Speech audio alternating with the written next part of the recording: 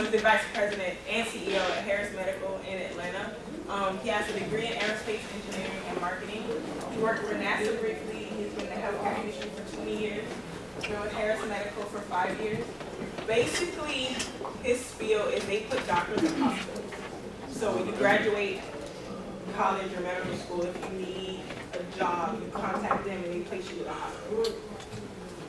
His job performance and satisfaction, he said mainly why he chooses to remain employed with his job is because he enjoys helping people. He likes seeing the connect between somebody who's worked really hard and paid a lot of money for their education and them actually liking their job. And then the salary and benefits are secondary. He said this company is located much closer to his house, which matters in Atlanta because there are a lot of traffic. And then he enjoys the relationship with his boss, which is his president. He said he's the only person that he answers to. So it's pretty much his own boss, except for like very major decisions. When asked if he had to choose between relationships or outcomes, he said he actually can't choose between the two. Relationships are important for retaining clients because in his line of work, it's more expensive to find a new hospital to partner with than to just kind of keep the relationship going. And then outcomes are also important because he has to make the doctors and the hospitals happy because of a lot of money at stake. Okay, so for leadership style, he is mostly autocratic because 90% of the time he makes his decisions by himself. He's consultative sometimes, but it's based on certain topics such as holidays and stuff like that. So for rewards and punishments, he believes in both. He sees rewards as an incentive to increase employee commitment, and he sees punishments to help set boundaries and give structure to the team. For his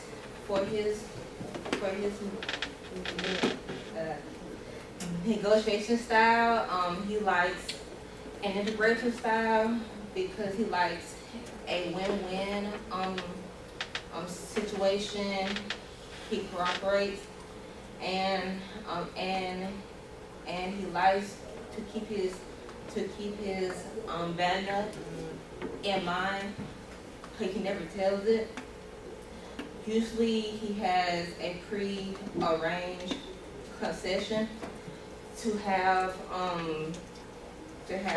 trust and cooperation, and he would rather lose a little than a whole lot, such as a valuable client. And so types of power he has 4. So reward, he gives his members bonuses and competitions for legitimate. He has a formal authority because he does hire and fire his team. He reports only to the president. He's the vice president, and he supervises the commercial division. For expert, he's worked with Cliff Harris for 5 years, and he's been in this field for over 20 years. And for reference, he likes helping people. He likes making bonds with his team, and he likes making a difference in people's lives. All right, I interviewed Michael Castaneda, who's the Assistant Director of Mercer Recreational Sports and Wellness. He got a degree in exercise and health science from the University of Kentucky. He also went on and got his master's in kinesiology and health promotion from the University of Miami. And this is his 2nd year at Mercer. He's basically over the intramurals and club sports here at Mercer. The way it goes, you have Mercer University, the director, the assistant director, student directors, supervisors, and then the officials. His job performance and satisfaction. He not really worried too much about the money. He's really just happy that the job is mentally challenging. He loves being around students and the family atmosphere that's being created between the staff and Mercer University. He always values relationships over outcomes simply because he says getting to know his employees and understanding their views will do the most to get the job done. He believes that if he instills that trust in his employees, then they're going to want to get the work done, and he shouldn't have to be completely oriented on the outcome. And he's mostly consultative in that he'll give his employees, a say-so in whether or not they were going to do anything dealing with the job, but at the end of the day, he still has the final decision because he is over the intramural and club departments. But there are some times where he'll be completely democratic and let that decision be completely entirely up to his employees. Okay. And for the rewards and punishments, he believes that, rewards and punishments are necessary for certain actions taken by his employees. And I work for Bear Force and the football event staff, so I've worked with him before, and he really focuses on rewards because after some football games, they'll give like the employee of the game or employee of the month and stuff like that. I never got it, but I mean, it's an incentive to actually do the job correctly, and I applaud him for that. He provides promotions, and I know a couple of students who've been promoted to like supervisor positions, and then other awards, like I said, and he does focus on corrections. So if they ever see you doing something wrong, they'll correct you and make sure you do it right the next game. And for his negotiation style, wages are non-negotiable. He doesn't set them because they're set by the university. So if a student went to him saying, I think I need more money because I dealt with a bad person at the game, he's just going to say, well, that's not my job. I can't do that.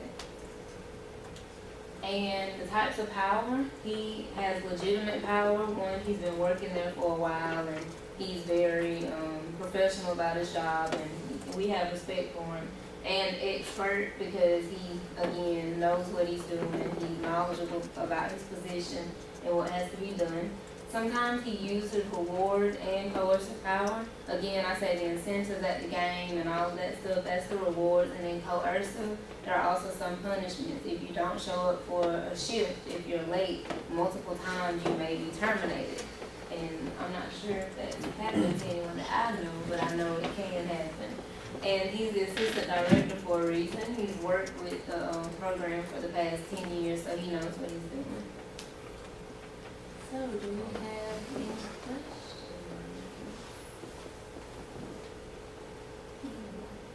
Okay.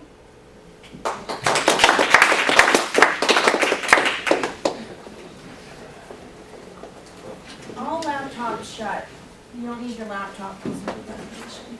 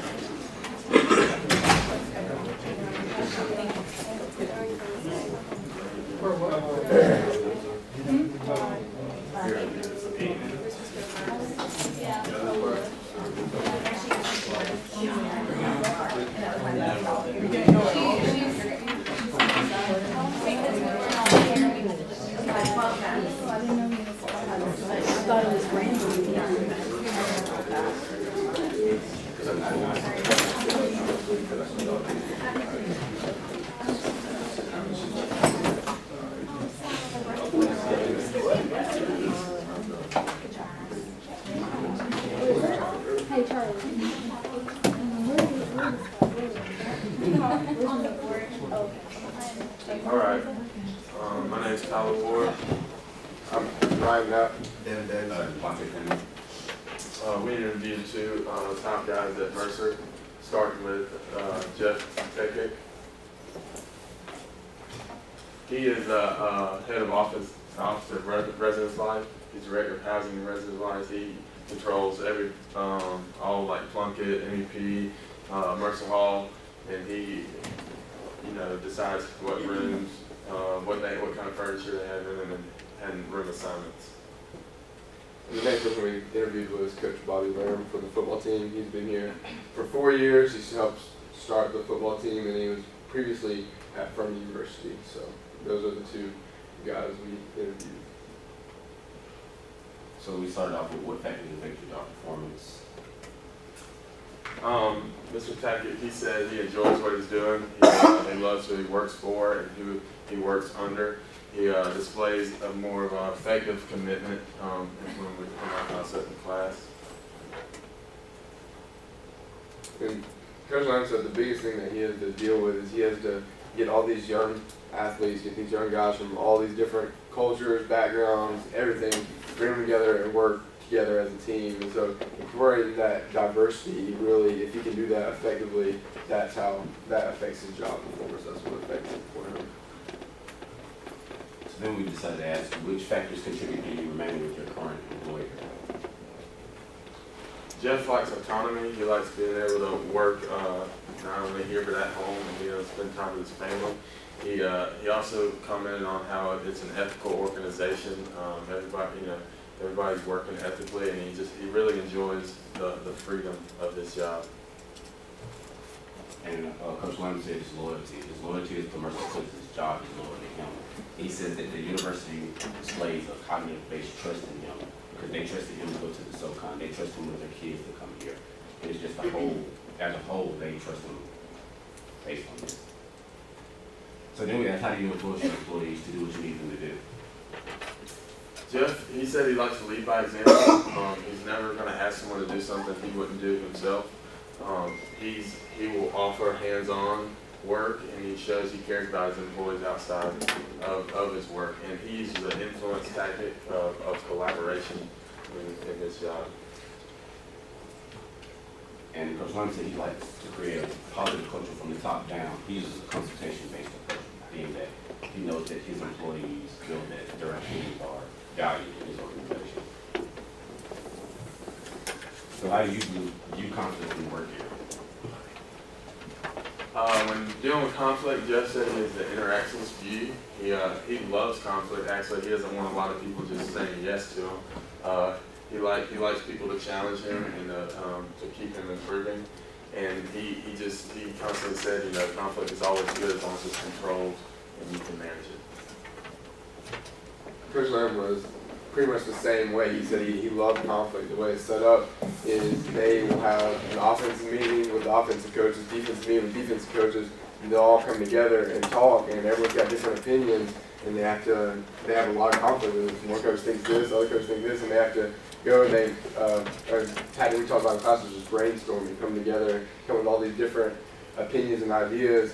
But he said at the end of the day, he makes the final decision. He'll take everyone's opinions and ideas, but at the end of the day, it's on him to make the decision. And he said that they also have to remember that they're all on the same team. So if you don't agree with someone's idea, it's cool, it's whatever, but you gotta remember we're all working for the betterment of our team. So how do you deal with conflict? And he says he likes conflict, but the best way to deal with it is sit down and communicate. He likes to make sure everybody's on the same page, and he likes to hear all sides of the story from each of his employees to really resolve the problem. And Coach Lamb said he does not like to deal with conflict, but sometimes you have to deal with it. So he says you need to hit it on the head immediately. You got to think things through because you don't want one coach getting mad at the other coach. So he said he has a high assertiveness when it comes to this, but also a high cooperative, so they collaborate a lot when it comes to issues like this. So how much autonomy do you give your employees on Jeff stated that he likes to give them a lot of autonomy, give them a lot of room to do what they need to do, however they feel they need to get the job done. He really hates micromanagers, and he says that's like one of the worst things in business, and he really likes a hands-off approach. Coach Lamb said he gets his his employees a lot of autonomy because he's very family oriented and he wants them to be able to go home and spend time with their families and spend time away from the game of football in general. So he gives them time to go and work from home and work wherever they really want to. If they want to go work out or kind of get away for a little bit, he lets them do that. And then another thing, just kind of going with how he sets the culture, is he hires coaches with the same character that he has and the same values that he has. And that's something we talk about in our classes. If you want to create a culture, you hire people with the same ideas and values as you have to start that culture. And that's what he's done. He said he kind of sets a standard from the top. So he has his standard, the coaches have their standard, and it trickles down to the players and the whole organization. So what are ways you reward and acknowledge people who excel at the job? Jeff likes to give people in the office a little extra money or time off. Or like he also mentioned that he likes to really vocalize that he appreciates them and let them know that they're doing a good job. And this is a type of influence tactic of exchange, giving them benefits for doing what he says. And also an example of organizational power of reward. So Coach Lamb, he has two aspects of this. He has the players and he has the coaches. So he uses reward power as well as coercive power by assigning players of the week, giving you academic honor roll, various awards just to show your encouragement, show your progression to the whole team. But he also says, like, if you can't get the job done, that's when coercive power comes in. Like, if you can't do it, somebody else is going to have to do it because you're hurting the organization as a whole if you can't. So do you allow employees to give input? So that lets them know they meet every week. He really lets them feel like it's an open door and let them know that their opinions are valued. And this is influence tactic of consultation. He loves getting the other coaches' input, like we talked about before. They kind of meet separately, come with ideas, come together, meet, and he likes getting all their ideas and input, and it goes through the stages of team development, through the forming, storming, norming, and performing. So are you happy with the amount of power that you have? He just stated that he likes his power. He's content with it, but it varies day to day. You always wish you could do more some days. But. So he says his varies day to day too because the spotlight's on him. If you're winning, you're the man. If you're not, they don't like you, they want to fire you. So football doesn't define who he is as a man, but he still knows that at the end of the day that his job is to create a winning tradition. So what do you like least most about being a leader? Tactic saying that it's hard to deal with people who are not as passionate about the job as you are yourself. So the transformational leadership approach will be good to apply to this situation. But he also said he doesn't like really dealing with the drama of people's outside life, because if people's outside life is falling apart, it's going to be hard for them to get work done. And the thing he likes most about it is just knowing that the success is in his hands, and he likes being able to make decisions.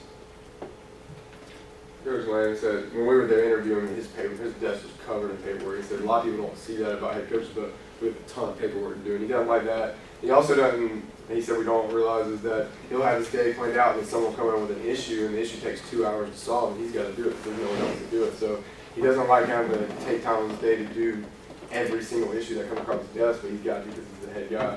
But what he does like, he likes being able to set his own schedule. He's a family man. He likes spending time with his family and stuff like that. And he also that he decides his own success, and he loves just being able to develop young men and helping them and setting them up for life after football. And so he loves that. Does anyone have any questions?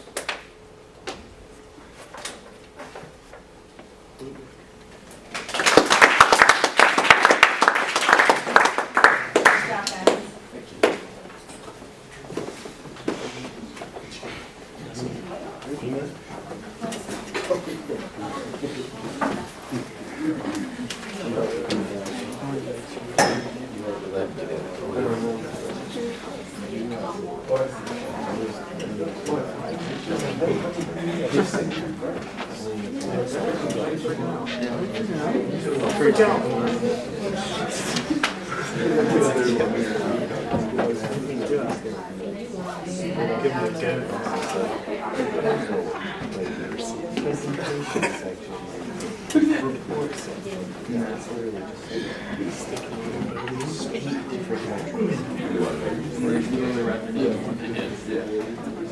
it. You don't want to do it. Maybe we should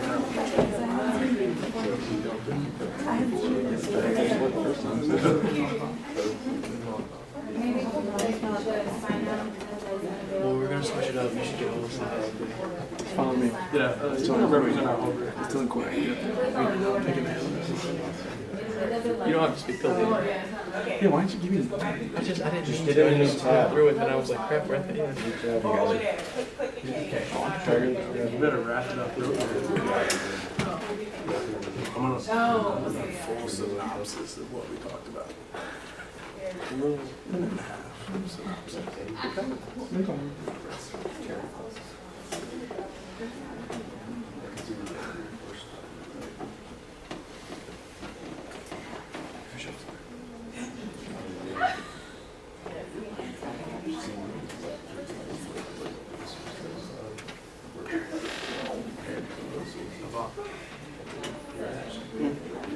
That's all. Yeah. Was it shared?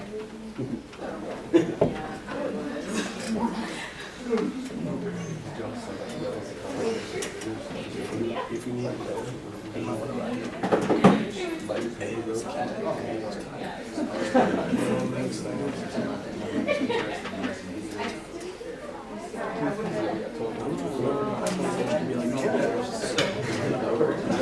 tired of yourself.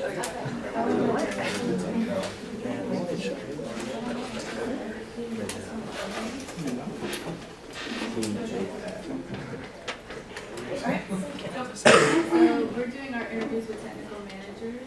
My name is Alicia Gannon. I'm Jacqueline Yankees. Mayor Harvey. Freddie Dixon. Alright, so we interviewed technical managers. The first person we interviewed was Ray Richard. He's a senior engineer at ESG Operations. We first asked how long that they've been in their position, and we see that Ray's been in his position for 4 years currently, and he has over 20 years of management experience, and at one point in his career, he managed a total of 225 employees over at 7 different locations. We also have Trisha Hunt from the Airman Family Readiness Flight, and she's the director of Robins Air Force Base.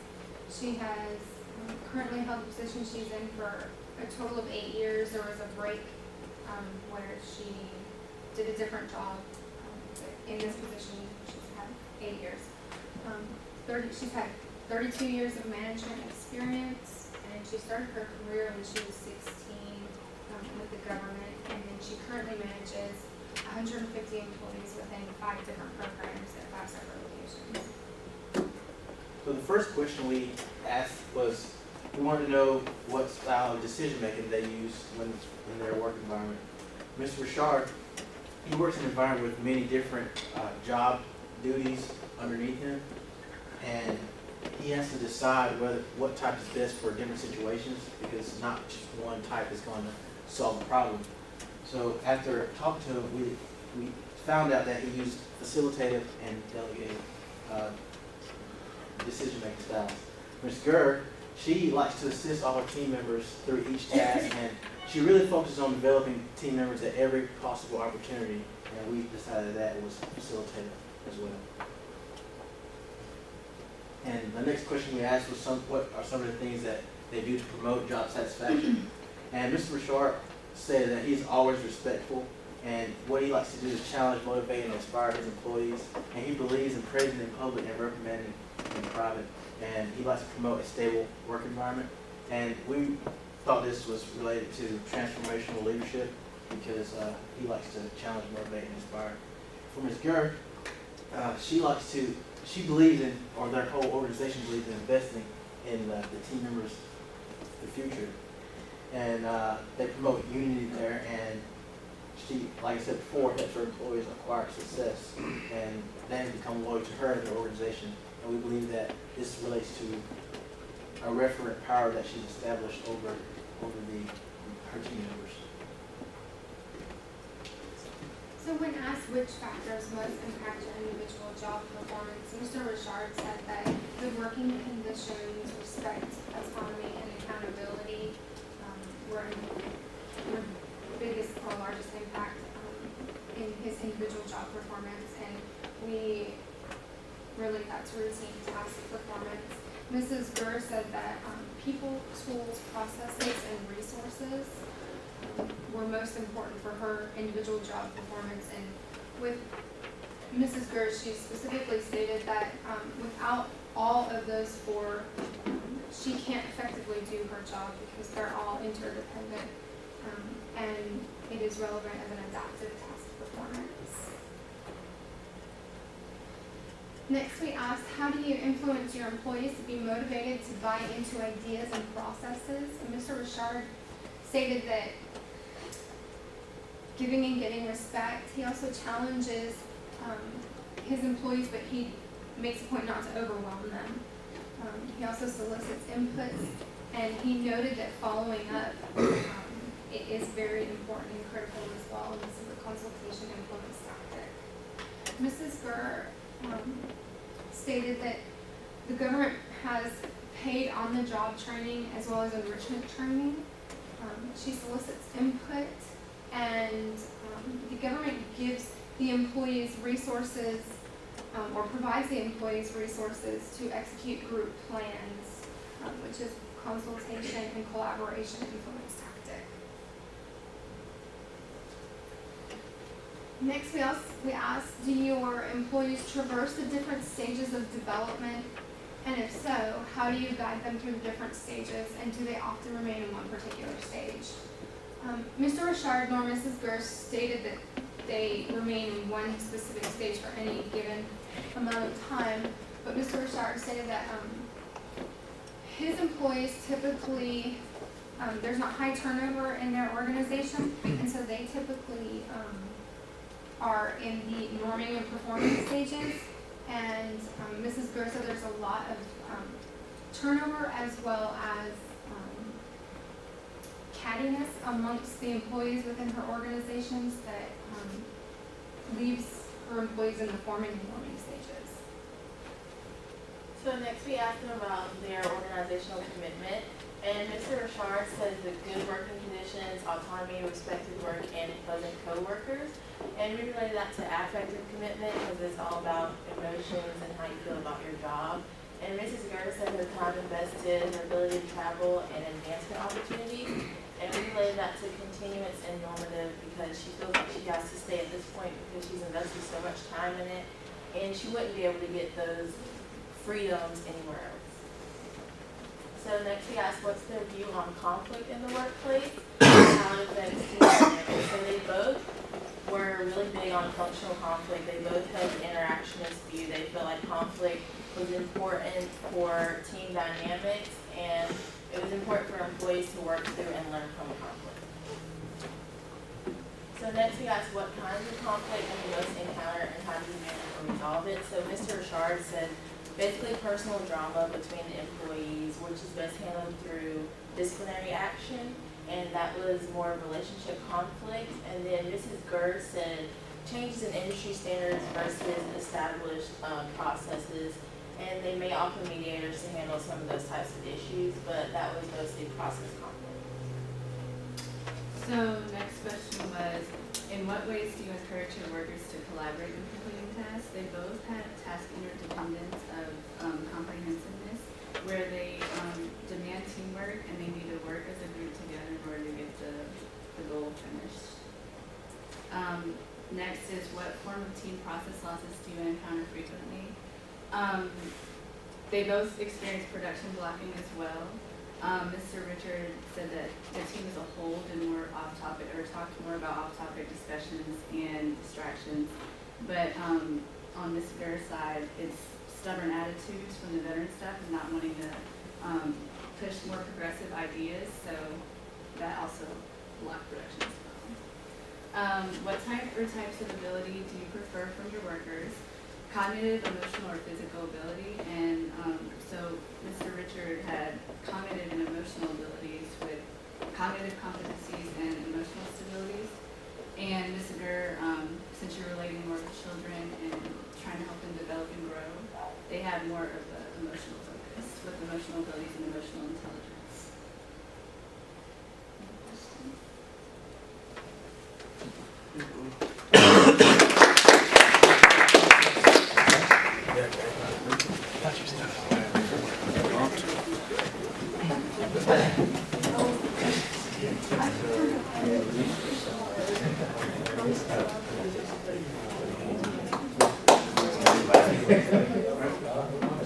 Still very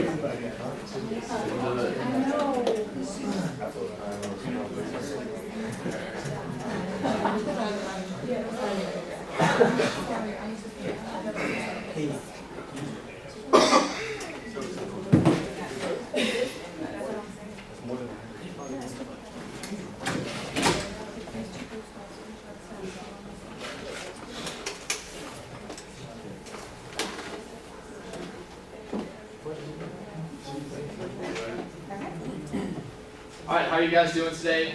So this is the second organizational behavior project. Obviously, for this project, we took the study guide from the first, or the test we just took, and kind of derived our questions from there. That way we could relate answers to what we've been talking about in class. So the two people that we interviewed throughout the presentation, A will be Kenneth Dudley. Kenneth Dudley is the lead engineer in Taylor County, Florida. He has a degree in both aerospace and civil engineering, and he's over one engineer, one analyst, and then all the road and crews that work on road improvements, and he's also over the people who work through the jail to bring inmates out to work on different environmental projects. B will be Tyler Campbell. He's a pastor of my church back home, First Baptist Church in Perry, Florida. He has a bachelor's in church administration, a master's degree in divinity and pastoral studies, and he's almost completed with his doctorate in ministry and expository preaching. So throughout the presentation, A will again be Kenneth Dudley and B will be Tyler Campbell. All right, question one, which factors most improve your individual job factor? Kenneth said fulfillment of pride in his work. He really takes pride in what he does and wants to do everything to his fullest potential. Sense of accomplishment for the task at hand and returning the expected effort to my supervisor, agents of employment in my community. And then Tyler said education, adaptability, and teachability. He said without proper education, they cannot effectively produce. In my field, being able to adapt to scheduled tasks, relationships, and circumstances allow for the job to be done. And then one must continuously be learning. It's basically saying if you're not learning, you can't grow as an employee or as a manager. And we felt like this showed organizational concern, pro-social value, and adaptive task performance. And our second question we asked was which factors most contribute to your choosing to remain employed with your current employer/organization. Kenneth said, I'm most loyal to my position because of its direct role in bettering the community, me and my family that we live in. So basically he's saying that he feels focused to stay with this company because of how it improves the community that he lives in and how he can see him changing the community day in and day out. And then Tyler said calling, relationships, and environment is what keeps him remain employed with his company. I'm called to the Pacific organization that I currently serve until this calling takes me elsewhere. Very faithful, so basically where God's taking him is where he would like to go. And he says that life is built on relationships. This shows effective commitment and normative commitment. Third question we asked was how did you learn how to handle conflicts with employees? What techniques do you use to avoid/handle situations? And Kenneth basically said he learned best through parenting. Parenting taught him a lot about being a leader and learning how to handle conflicts that would come in everyday life and also at your work environment. Second guiding technique, he said, was basically treat others how you would like to be treated. Kind of goes a long way. It's very simple, but it's kind of something that we take for granted a lot of times. And then Tyler said, experience has been the best teacher. Basically, he's learning every day through experiences. And then we thought that this showed interacting with leaders. Then we asked, what type of leadership do you feel is most efficient in your workplace, autocratic, consultative, facilitative, or delegative? And Dudley chose consultative. He said welcoming open suggestions and opinions in an organization can be very productive, while Campbell said you need a mix of facilitative and delegative leadership is most efficient in the workplace. Then we asked, in which ways have ethics played a role in your career? Both Dudley and Campbell said that ethics play a role in their career daily basis, and they wouldn't be able to do what they do without ethics. What type of culture exists in the workplace? Dudley said that his culture is more of a mixed, diverse culture where there's a bunch of different type of people and it forms a more professional atmosphere. Whereas B. Campbell, who's a minister, said focuses on changing the way people think and making them realize that the past, present, and future all help shape the culture now. So he focuses on making that balance between a pragmatic and normative culture. So 7, we ask, in what ways have you used negotiation in your career, and how did it help or hurt the end goal? And so Kenneth Dudley, as an engineer, says he's all the time asked and forced to negotiate contractual services, so that whether that be improving a road, improving a bridge, and as Corey mentioned earlier, improving some type of asset to the environment in Taylor County. And he also presents these technical opinions to the board. So whenever something comes up, whenever someone wants to bring up an improvement project, he's the one that goes and negotiates with the board in order to get funding and stuff like that. So he believes that negotiation is one of the fairest methods to achieve a common goal.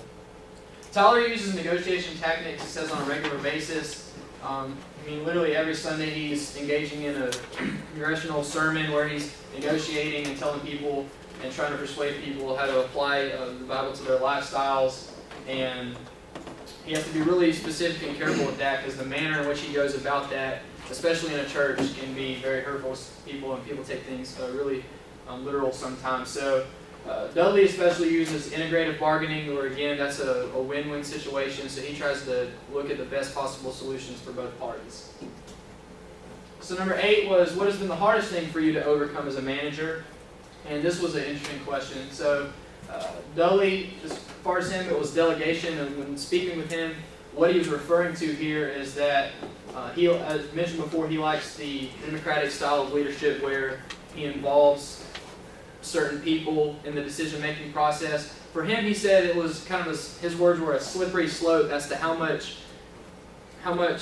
weight he gives each of his subordinates' decision to meet to the ultimate end goal and decision that they decide to go with. So for him, it was delegating responsibilities to each of his workers and figuring how much they can be responsible for per their skill level. For Tyler, he said that depression was his biggest thing to overcome. He said at a young age he experienced depression, but also a common threat to his career with pastors nationwide. It's very hard for them to overcome that as a lot of things go on. So the decision-making styles are what keyed in here, and then for Tyler, injured stressors, day-to-day work stressors for him, really keyed in for his overcoming depression. Number 9 was, how do you effectively manage a productive team? So here we just wanted to see what was some of their tactics to how to keep meetings going well, or their structure as a whole. Kenneth Dudley said it was no different than when he was a supervised employee. People want meaningful responsibilities, recognition, they're accomplishing required goals, and they want to be treated fairly. So, as I mentioned before, he likes democratic leadership, but this also ties in some transformational leadership, that he wants to communicate, challenge, and teach the common goals with his subordinates and kind of have a collaborative effort to work towards an end goal. He likes to know that he's managing a productive team carefully, and communication is key in any organization, but especially when it has to do with people's safety and the environment. And Tyler wants his team to be learning together. With a church, it takes a special group of people to run the church, and for him takes a lot of study time away from that to come up with the lessons on Sunday. So when he's away from his specific time and actually having to meet with the church, it's really key for them to be able to manage a productive meeting and a productive team. So this ties in transformational leadership and contingent rewards when the team works together towards a common goal and they get rewarded for that. And last but not least, we asked, what are the most challenging aspects of hiring and firing an employee? Employee consideration plays a huge role when these decisions are being made. When companies are making potential hiring decisions, they have to realize that it's just as important for them to get it right the first time as it is the employee. It's a proven fact that the most successful firms are those who have genuine interest in seeing employees succeed. You can see evidence of this through the millions and millions of dollars that are pumped into new employee training programs in some of the nation's top firms, such as like Apple or JP Morgan, which are just stellar top of the line. Oftentimes, you see firms taking shotgun approaches, which is where you throw 100 darts to the wall and hope to see 3 stick. And that's just not an effective approach. I mean, when you are hiring or firing, hiring potentially, or particularly, it's an investment that the company's making in an employee. And Mr. Dudley answered by saying, when hiring a new employee, the fear of the unknown is the scariest aspect. All too often, this effort would have been better spent learning and training for the chosen career.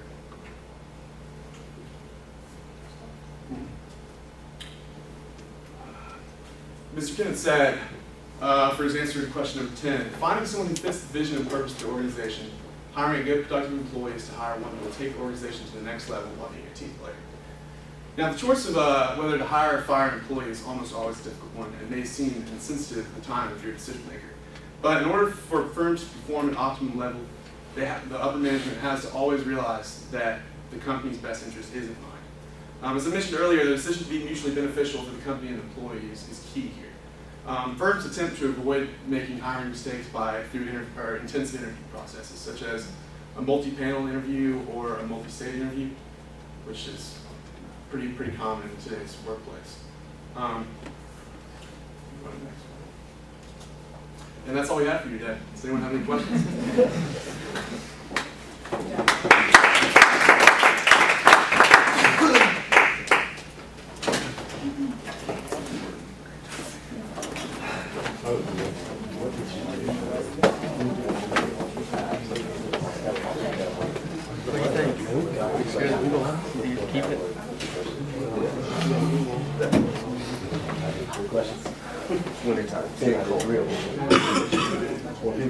Next slide, boy. I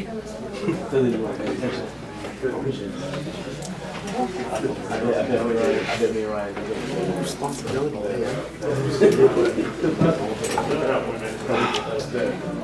Well, I'm not for that. I'm just being honest.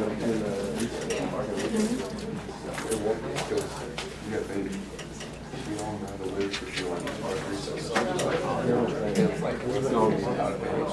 It's like pretty much page right there. And then we do. Yeah.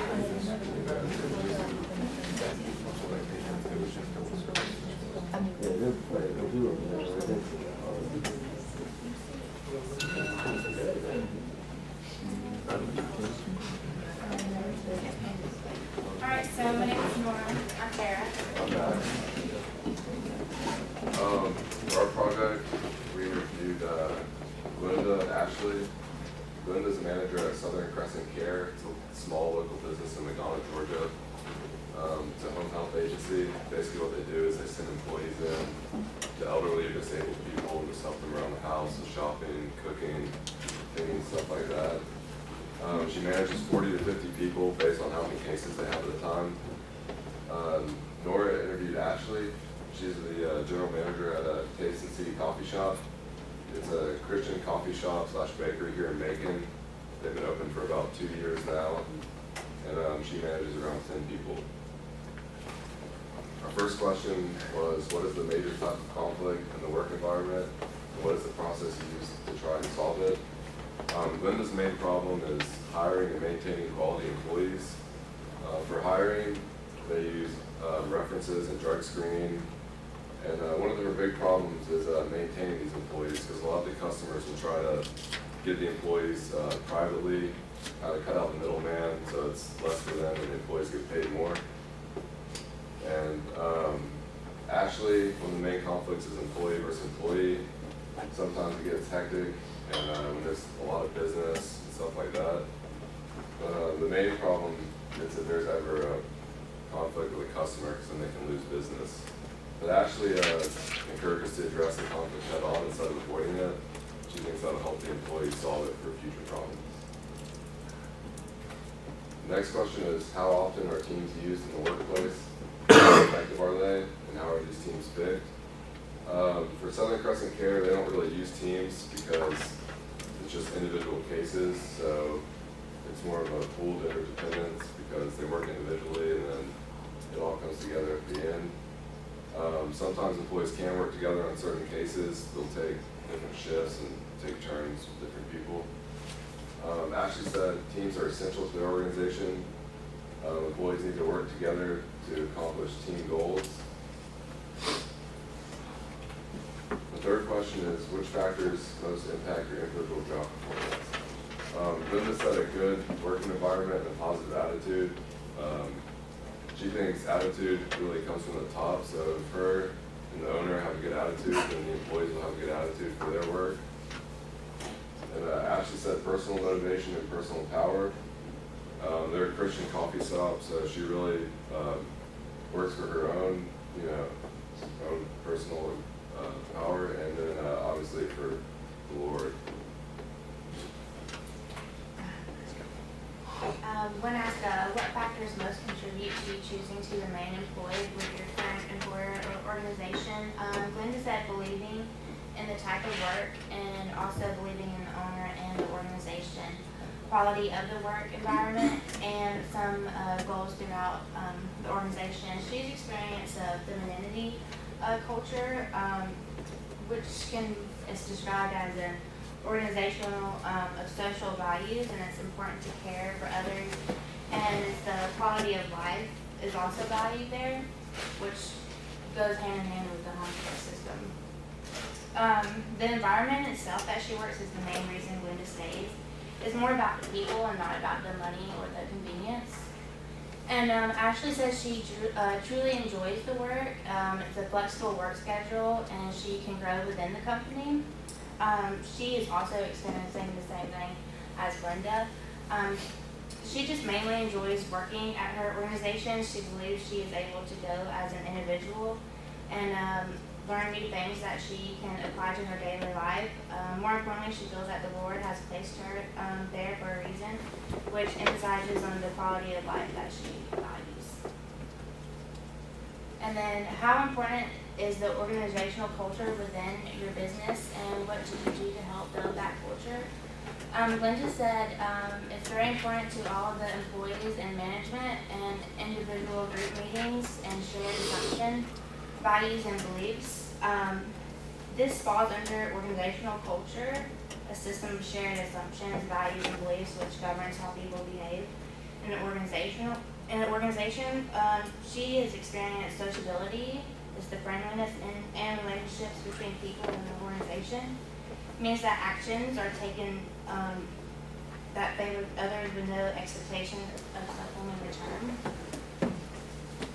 And it's also consistent with a high people orientation and high team orientation, and focuses on process rather than outcomes. And Ashley, she said plays a big role in a vision of the shop, shared Christian values within the employees, ethical organizational culture. She's experienced solidarity, which measures the task orientation. High solidarity means that people work well together toward a common goal, even when they have personal disputes or conflicts. The coffee shop has a good mixture of both.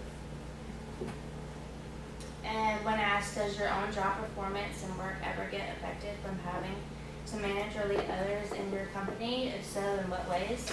Glenda says she gets distracted from the task at hand, and she is experiencing emotional intelligence. It's a set of abilities that is related to underrating and using emotions that affect social functioning. Using emotional intelligence when she becomes flustered or rushed to fill a shift that someone can't work last minute.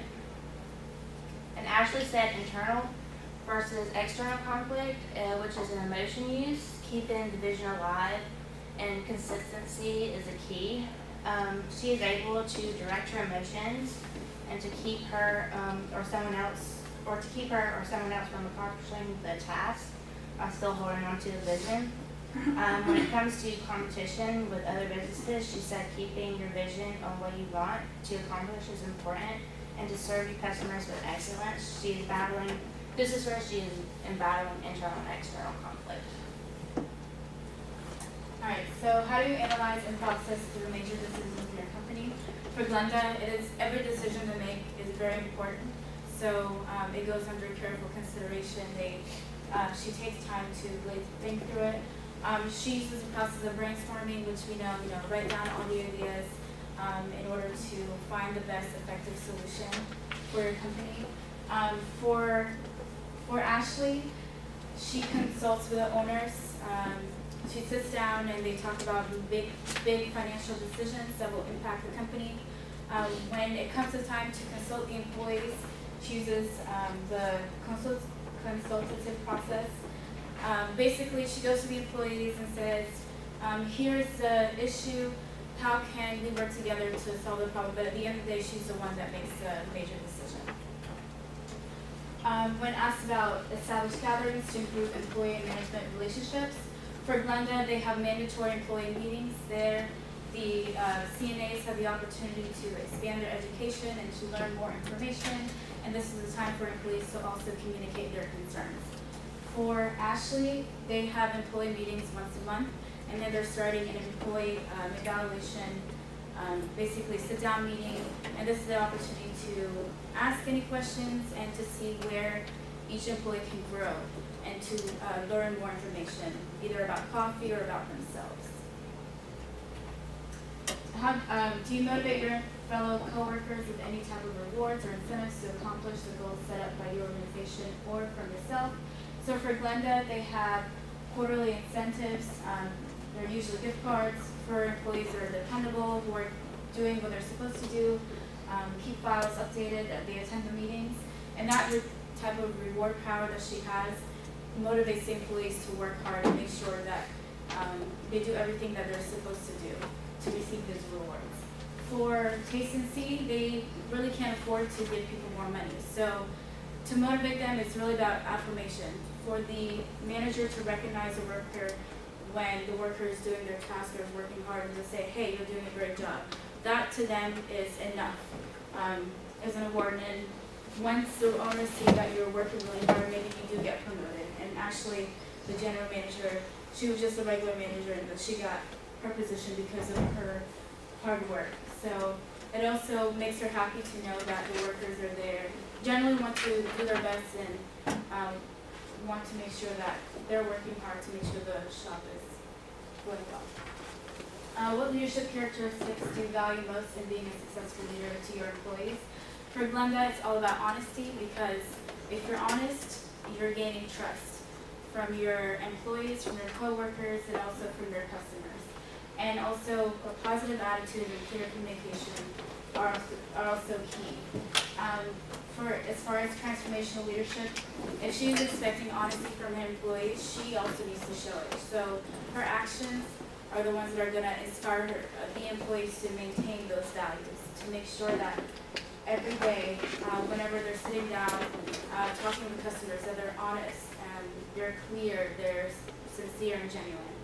The same as with Ashley at Taste and See, it is important that she leads by example, because if she's expecting the coworkers to have integrity, she also needs to show that as well. And integrity is a part of cognitive trust, which kind of measures the authority's trustworthiness. And that is all. Anybody have any questions?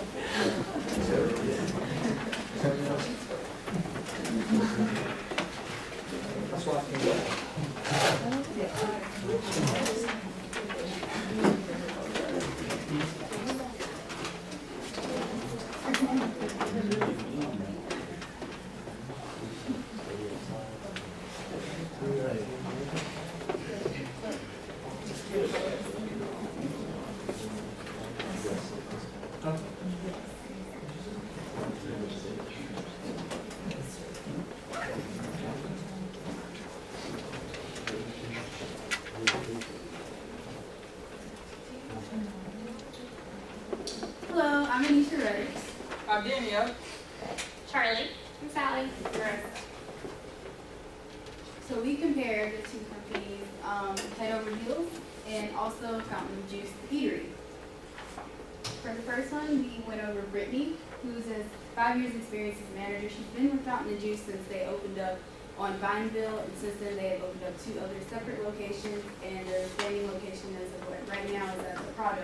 Her job duties include managing wait staff and ensures customer satisfaction, which is really important to her. So we asked her what type of factors go into her individual job performance and also her stress level. For individual job performance, she put communication is key. And she combats this with cohesion, which is like the social glue that holds her group together.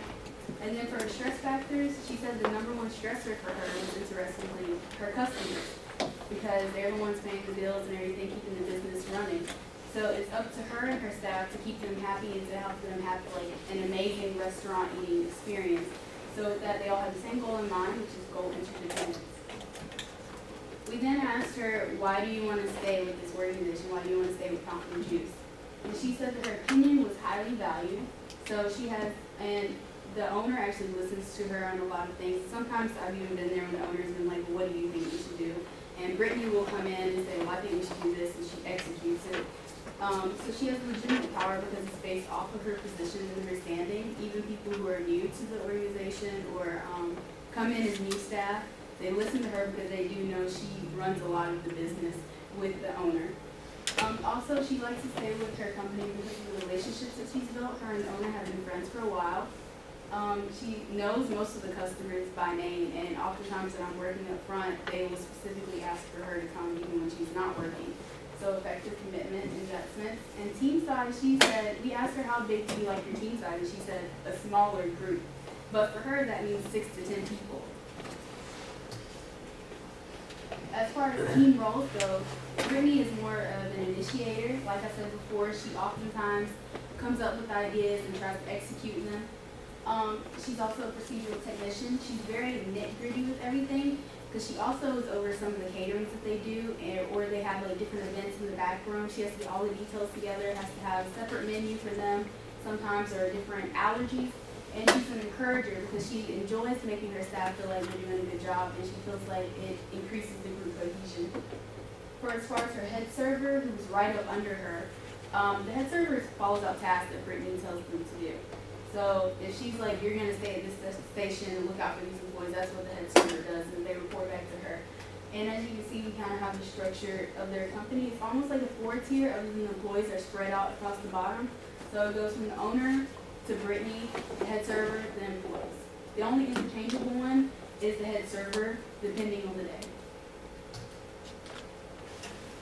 Alright, so at Fountain Juice, Brittany combats social loafing through spreading out a number of responsibilities through a smaller wage staff, as Anisha mentioned. So less employees, more responsibilities. And functional conflict, since FOJ is a small business, then they have to adjust very quickly. And she stated, well, that was awful, and we learned for it. We learned from it. Outcome interdependence and decision making. So Fountain Juice has a tip share system for all of their wait staff, and this goes back with the smaller staff as well. So they participate in cooperative group rewards because all of their, if one person doesn't pull their weight, then it affects all of the tips made that day. So it's a motivating factor. And non-program decisions is predominantly what Brittany makes. Natasha, the owner, sets the bar for everyone, but there is no script. So Natasha and Brittany have a close relationship, and Brittany basically carries out the duties as Natasha would want her to. Emotional ability, this is very critical, especially for a manager in the restaurant business. So she has to be able to handle conflict with her wait staff while relating to the customers and ensuring a great restaurant experience. And Brittany stated that she has to treat the restaurant like it's alive. So she has to fulfill all the duties even if someone is lacking and keep them. Hi, our second case is Ashley. She's the owner of Head Over Heels Shoe Boutique. She has been there for 7 years, and her job duties include managing her employees, purchasing inventory, and also maintaining all of the office and business side of things. The first 2 things we wanted to look at was team size and goal interdependence. When we asked Ashley her preferred amount of people to manage, she said it didn't matter to her. However, her business ran best with 4 to 5, which incidentally is the same number that researchers have found is the best for communication and management styles. The next is goal interdependence. And this kind of comes from that smaller amount of employees and small business attitude that everyone, including Ashley, has the same goal, which is providing excellent customer service and seeing Head Over Heels succeed. So as far as Ashley's role in the team, she of course is the owner and leader and has an effective commitment because it's her baby and her business.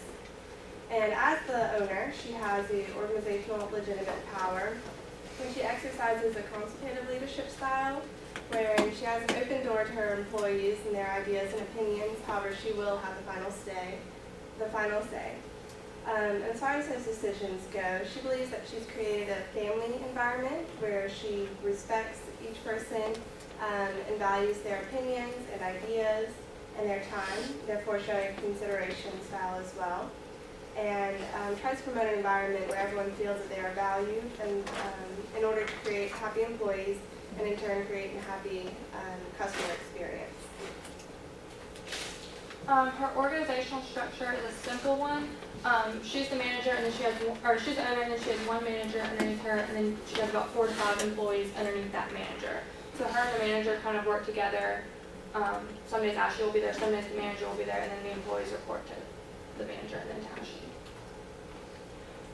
We asked her about her organizational commitment. Obviously, she's the owner, so she doesn't really want to go anywhere, so she has an effective commitment.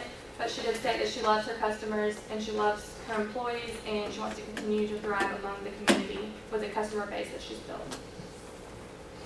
So along with that, sometimes customers can be stressful. Ashley would rank her level of stress a 5 out of 10, and because sometimes it is hard to please customers. And with that, those are mostly hindrance stressors with just her day-to-day duties of running a business, including role overload because she has to do everything in the business, she holds every position, as well as just the daily hassles like paying bills, staffing the store, planning inventory. So then relationship conflict is extremely rare at Head Over Heels.